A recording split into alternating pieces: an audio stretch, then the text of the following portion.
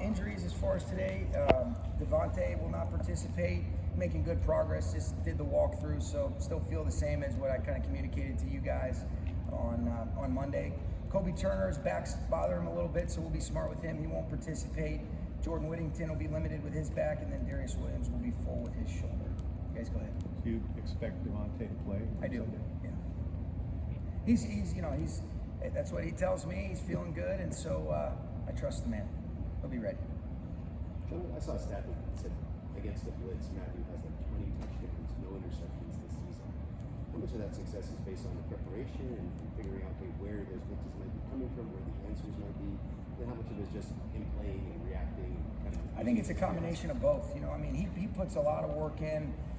He's used all of his experience that he's accumulated where, he's got an unbelievable Rolodex in his mind, and seeing how 11 bodies are distributed and then understanding what are the quick element answers, what are some of the things that he wants to be able to do. I'm sure a lot of those are probably coming in the tight red area where, naturally you're saying people are blitzing, and it's a little bit different structures with a lot of the touchdowns he's thrown inside the 5, but he's been outstanding. He's in total command. And we're going to need that because this is a great challenge this week. But I think it's a combination of his preparation, how smart he is, his experience, and like I've kind of said over and over, we're certainly very grateful that he's leading the way for us. Sean, what have you seen from Sam Darnold? Yeah, I've seen a lot of the same things that made him great last year in Minnesota. I think he's in a really good system.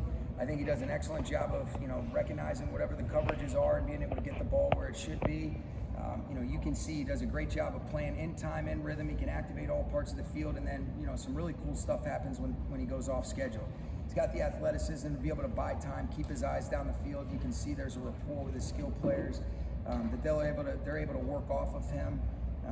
But I'm seeing a guy that's playing with a lot of confidence that's been earned, and it's a continuation of a lot of the stuff that got him the deserved recognition last year with what he did with Kevin and those guys, and then you look at what Kubiak's done and the way that he's playing and the ownership he has of the things that they're asking of him. It's impressive. I've got a lot of respect for Sam. The Seahawks run stunts at one of the highest rates of right now. Most rates. What is it about that front four and the scheme that the stunts to be as effective? Yeah, I think they know how to rush off of one another. A lot of it are naturals, and then they have some of those that are stunts that are called. But I think, when I look at, some of these defenses that you have a ton of respect for, you always hear people throw out rush 4 as one. Being able to understand what does that look like, what are they really trying to get done, how they can recognize to activate some different things on their own. But Mike McDonald, Adam Durde, they do such a great job. But that's been a consistent theme that I've seen from defenses that Mike's had. I felt that way a few years ago when you watch Baltimore. You see them getting more and more comfortable, and ultimately the players bring it to life. They got great guys across the front, both inside and outside. They got a rotation of guys that you're seeing, and then I think they're earning the right to be in a lot of favorable situations because of how efficient they are on some early downs where you look at it and they're seeing a lot of third down and longs, and they're forcing people into situations where they can kind of dictate the terms, whether they want to give you pressure looks and bless you, or whether they want to end up being able to rush 4 and play loaded zone behind it. But if you can get home the way that they do and the way that they're able to play off one another, it's impressive. You see why they're getting the well-deserved and well-earned credit for what a great defense they are. What is transfer essentially? I think a guy that's just been consistent every single day.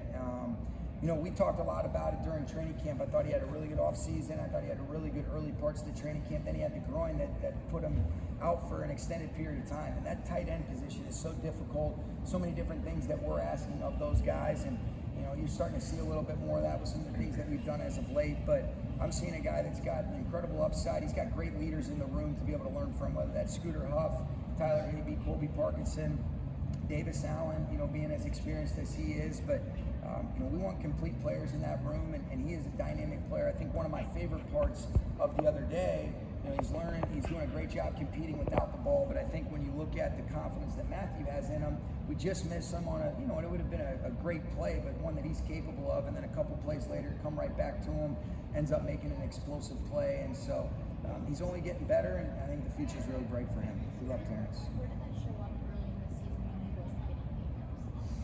On the look team, you look at it, there's a lot of stuff, and I kind of mentioned this the other day when I was talking to JB Long. You see some of the things that he was able to do, and you're watching, you're saying, man, maybe we should get those plays in, because he's doing an excellent job of bringing some of that stuff to life against, you know, a great defense that we have and a lot of really talented guys on the back end. And I think, you know, he's just continued to work. He's stayed humble.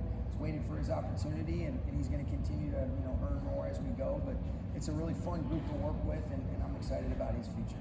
Did you sign another tight end because you Bringing need that? 5 out now. So, We're no, going I was at gonna 5 personnel. because you need them. You need someone for the look team That's because right. the other 4 guys are playing. That's exactly right. You know, and then there's a part of it too, Gary, has to do with some of the special teams yards that we accumulate.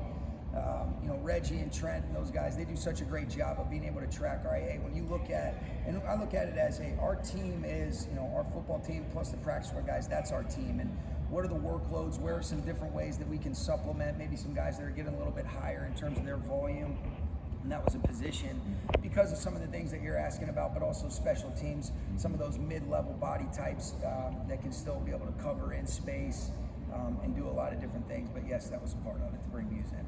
We've seen Byron obviously rack up the sacks all season long, but when he makes a 4th down stop like he did on Sunday, I guess what does it just say about the way he's kind of rounded out his game at this point? Yeah, it was awesome. I mean, that was a great play really by our front as a whole. I mean, you look at Verse getting the backside penetration, Puna Ford, Kobe, you see the way that Fisk was at the point of attack, and Byron was awesome. You know, they're running kind of a little wide zone play towards the, you know, towards our sideline to be able to get some of that knockback and then to be able to make that play. Byron's been outstanding and he's been productive. You know, everybody talks about the sacks, but he's been productive in both phases. He does so much for us. Joe Caniglio does a great job with that group as a whole, but that play was instrumental. You're up 21-0. They got a chance to be able to cut it to a 2-possession game, and what that does just for the energy and the momentum of the sideline.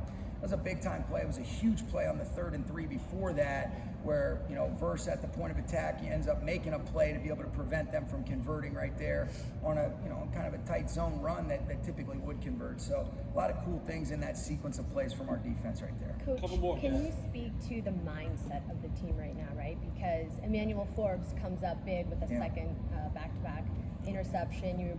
We're talking about Terrence Ferguson, the missed catch. You throwed him again. Sure. Like, what is the mindset of the locker room? Yeah, I think what we've got is we got a bunch of great guys that have similar values and principles, Aaron, but they all have different personalities. But I think what our coaches have done a good job of, and ultimately it's about the players, is everybody's got real value. You know, when you've got 48 guys up on game day, hey, how can we do a great job of recognizing where's the authentic value that they can bring to the table? Talked about this a little bit in the post game the other day, but we got a fun group. I think they enjoy coming into work. We know that there's an urgency that's required. It's going to be hard work, but it's going to be worth it.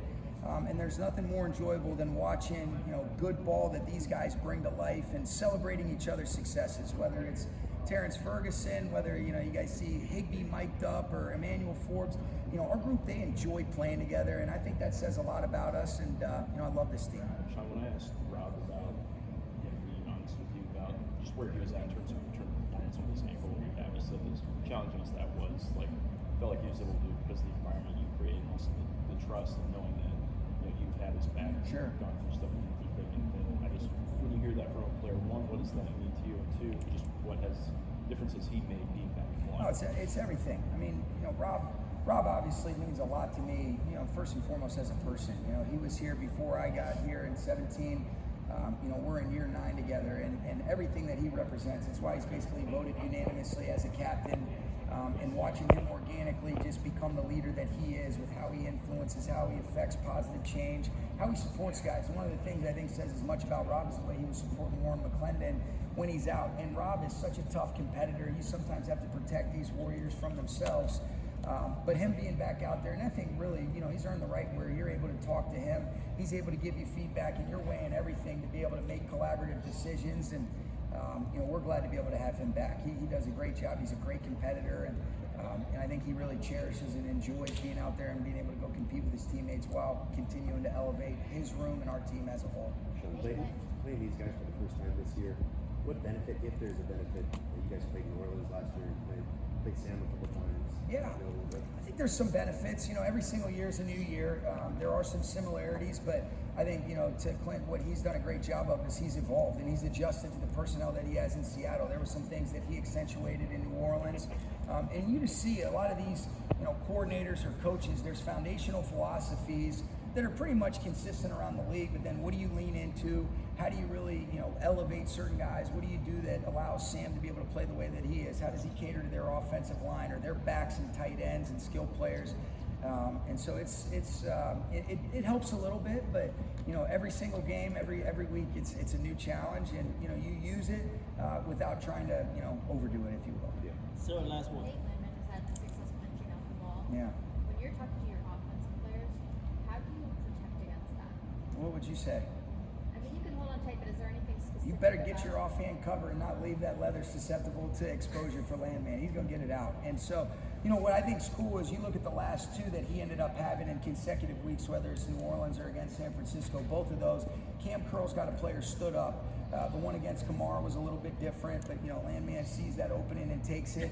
And then on a bang-bang type of play where we're bringing a pressure, Cam Curl does a great job coming from the post to be able to kind of get Jennings stood up. And, when you're in those positions, you're trying to be able to get as many yards as possible. And sometimes the ball's going to be susceptible. And if it is, it's really hard and difficult. I think defensive players in this league do such a great job of attacking at it. It's a ball mindset that people have. And when you're in traffic areas, if you don't, really get that offhand cover, you're always going to run the risk of putting it on the ground. And Landman's done an excellent job for us. And I think he's helped create just more awareness overall, whether that's for our offensive guys like you're asking, or even our defensive players are getting better attempts at it. And it's a big deal because, other than points, that's one of those most important stats. I don't like stats, but that's one that I do like. All right? Thanks, guys.